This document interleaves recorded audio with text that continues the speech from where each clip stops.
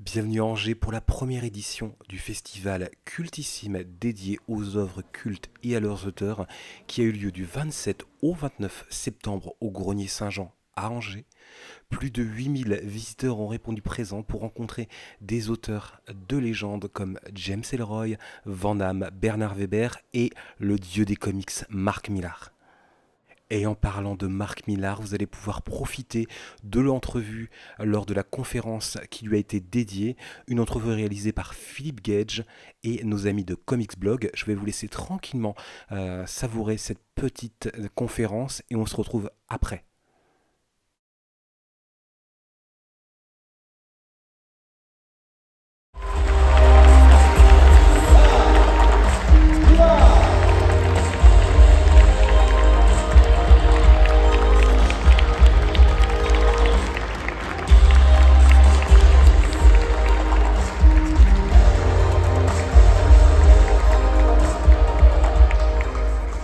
Merci. Et juste avant de commencer cet entretien, je voudrais remercier l'ensemble des équipes bénévoles de ce festival, que ce soit à l'accueil, à la sécurité, à la technique. Tous ces gens, sans eux, il n'y aurait pas de festival cultissime.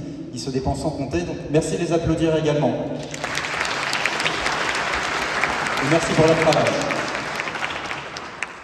Bien. Alors Marc, I know that you're very fluent in French, right? I insist this is done in French.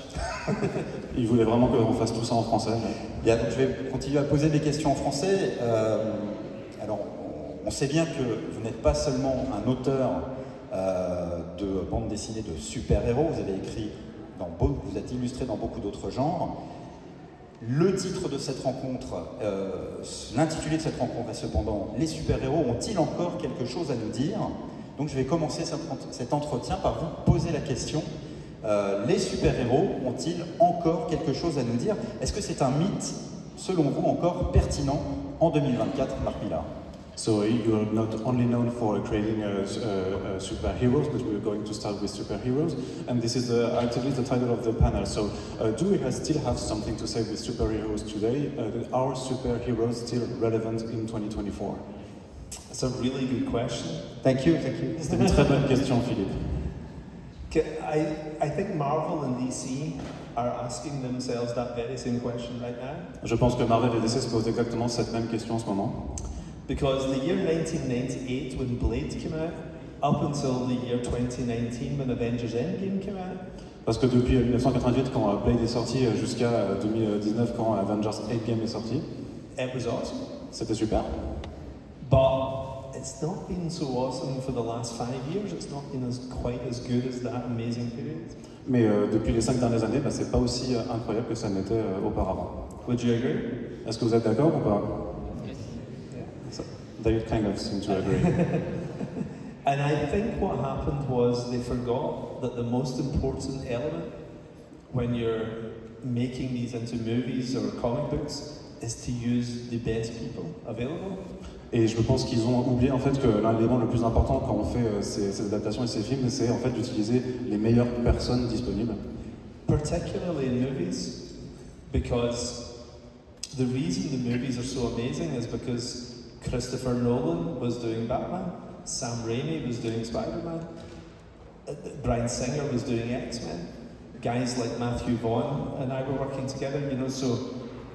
Donc, et notamment dans ce qui est du cinéma, en fait, si les films sont si bien, c'est parce que c'est Christopher Nolan qui a fait du Batman, c'est Sam Raimi qui a fait du Spider-Man, lui-même a travaillé avec Matthew Vaughn sur les adaptations de ses propres comics. But these guys are really expensive. Mais ces gars, ils coûtent très très cher. And they thought, how can we save money? And they got guys who weren't so expensive. Et donc les studios se sont dit, mais comment est-ce qu'on peut un peu faire des économies? Ils sont allés chercher des personnes qui coûtent moins cher à employer. And they lost a lot of money. Et en conséquence, en fait, ils ont perdu plus d'argent. So what's really interesting, I think, now is they've realised we need to have auteurs again. We need the best people. And believe me, I talk to these guys every day.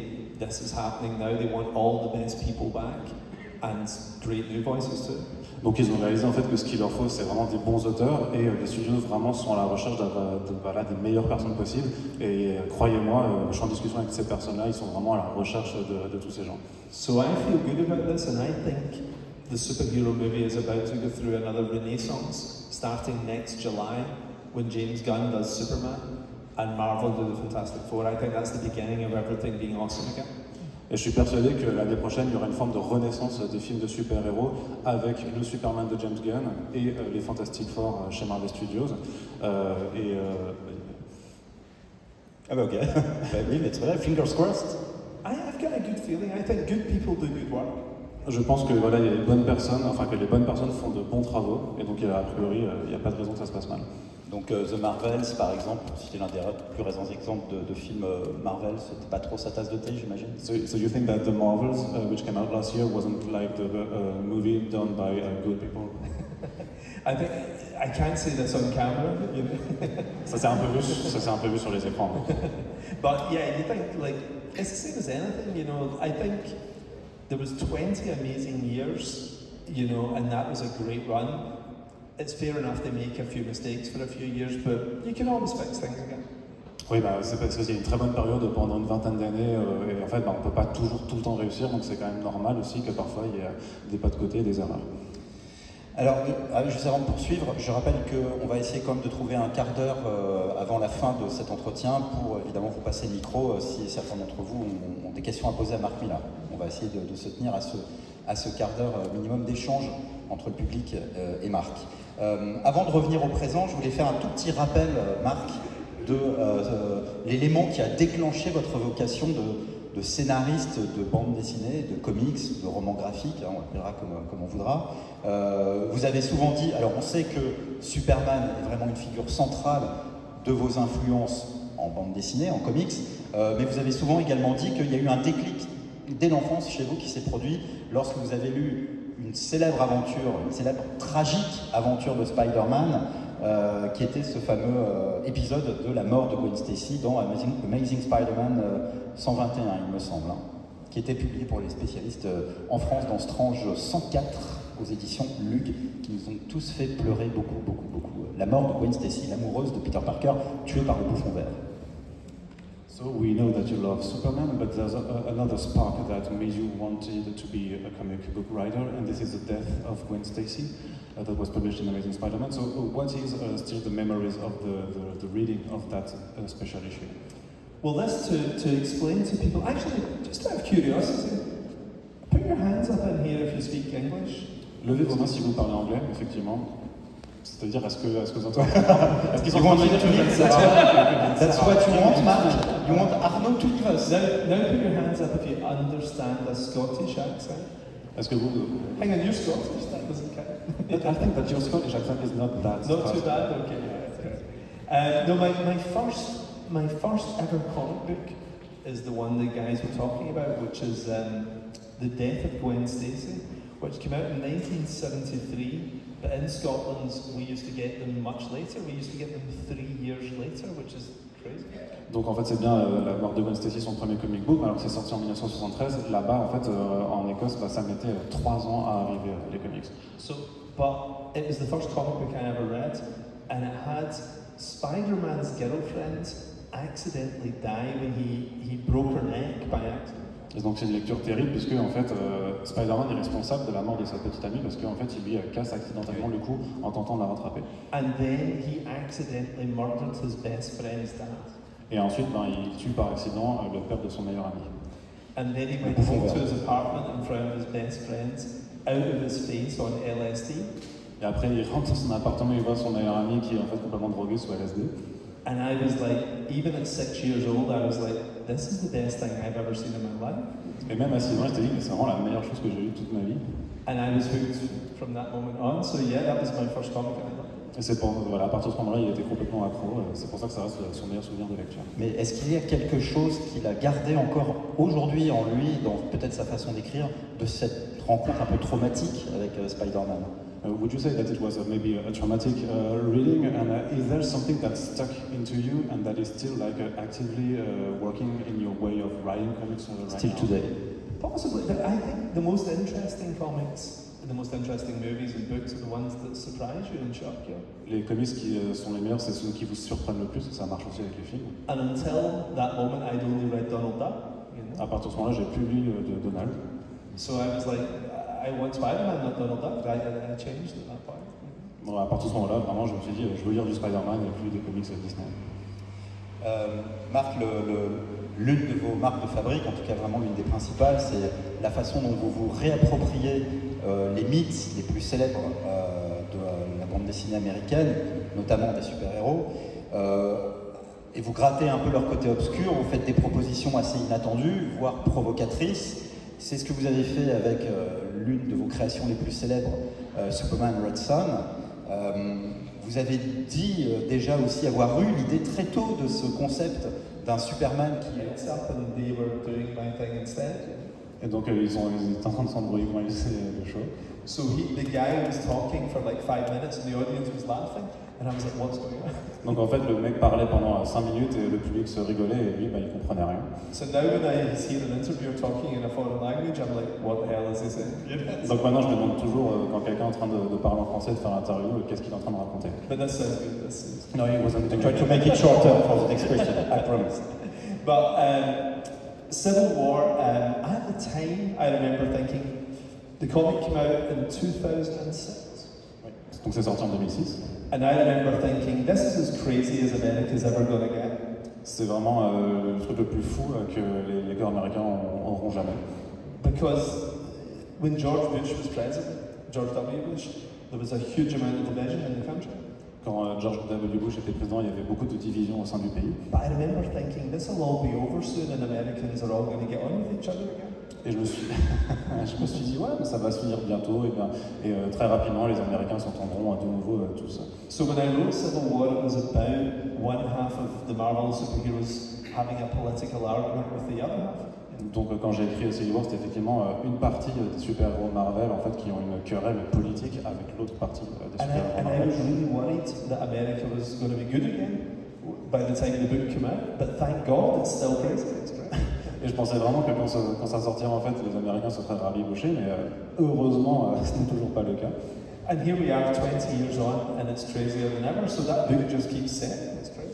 Et en fait, 20 ans plus tard, bientôt 20 ans plus tard, en fait, c'est toujours un bordel monstre, c'est même plus fou que jamais, et donc c'est pour ça, peut-être que ce comic continue de se vendre très bien.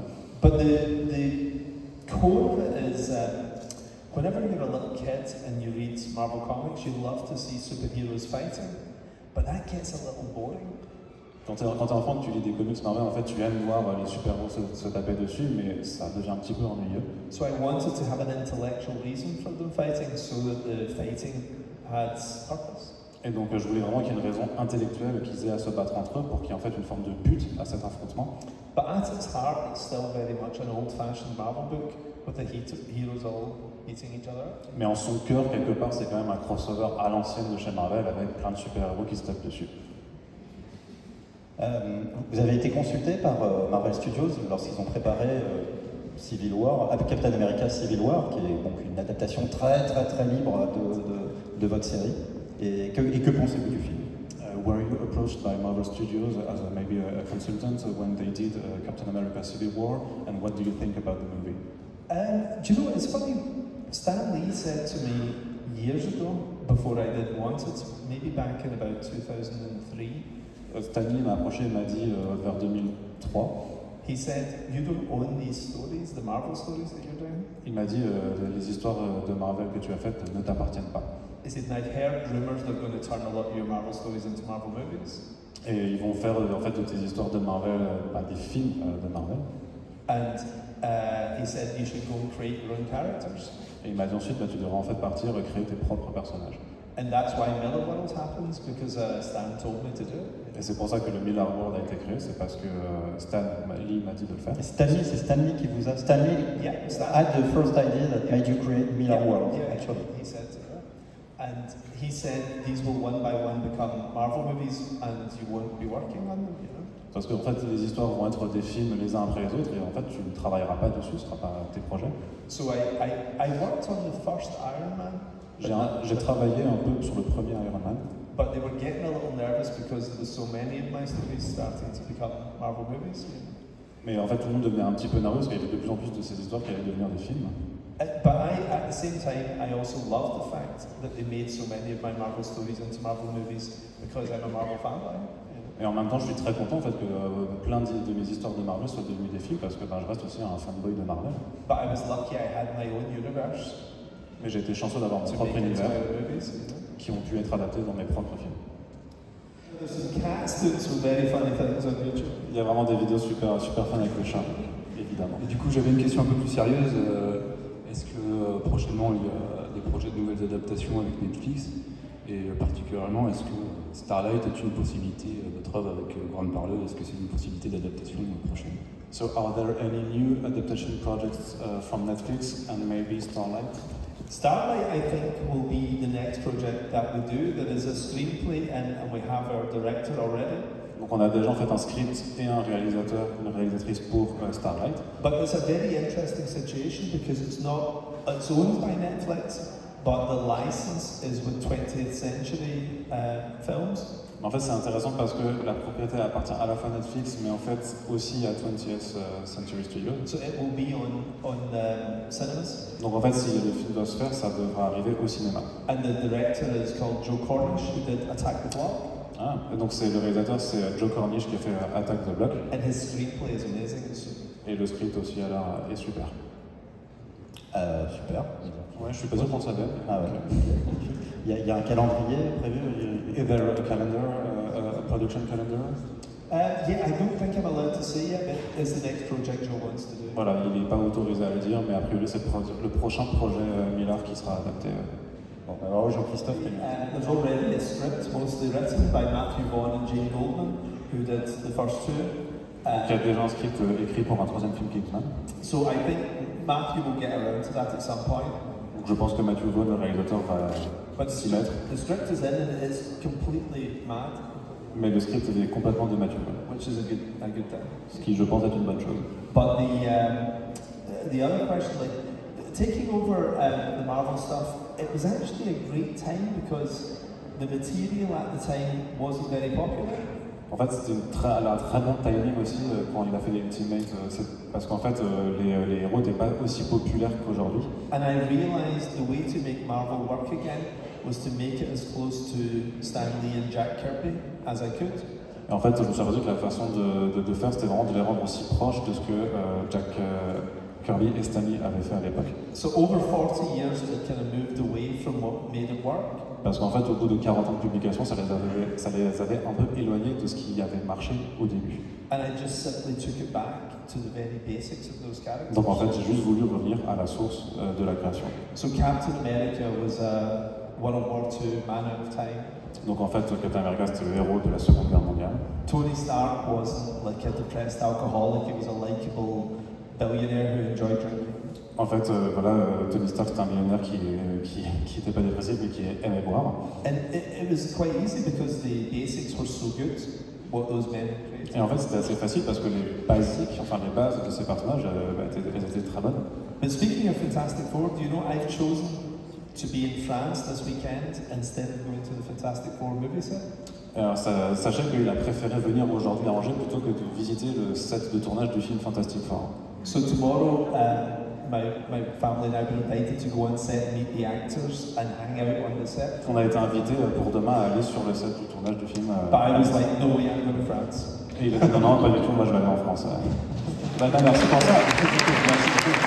Bien, nous allons juste avant qu'on se quitte, je vous dis bonne suite des festivals, nous évacuons le podium. Merci à toi. J'espère que cette conférence vous a plu. En tout cas, moi, j'ai passé un très bon moment. Ma fille également. Elle a pu repartir avec plusieurs bandes dessinées dédicacées par Mark Millar himself. En tout cas, ce fut une édition magnifique avec plusieurs auteurs qui ont régalé tous les invités ce week-end avec des dédicaces, également les prix cultissimes. Félicitations encore aux organisateurs, merci encore de m'avoir invité. J'ai hâte d'être à l'année prochaine pour la prochaine édition de Cultissime. Je vous souhaite une très belle journée, une très bonne soirée si vous regardez la vidéo en soirée. À très bientôt sur Junkie Toy.